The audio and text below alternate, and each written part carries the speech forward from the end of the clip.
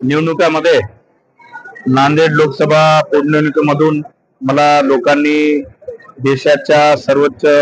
सभागृहामध्ये काम करण्याची संधी उपलब्ध करून दिली त्याबद्दल मी तमाम जनतेचे हार्दिक असे आभार व्यक्त करतो की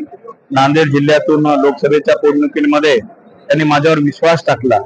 आणि आपण बघू शकतो की नांदेड जिल्ह्यामधले अनेक प्रश्न या ठिकाणी प्रलंबित आहेत। 4 महिन्यापूर्वी जी लोकसभेच्या निवडणुका पार पडल्या,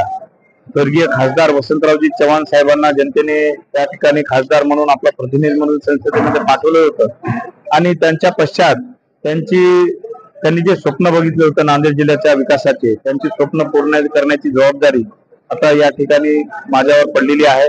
निश्चितच मी सर्वांना विश्वासात घेऊन त्यांची स्वप्न पूर्ण करण्यासाठी प्रयत्नशील असेल आणि नांदेड जिल्ह्यातील आपण बघू शकता की विधानसभामध्ये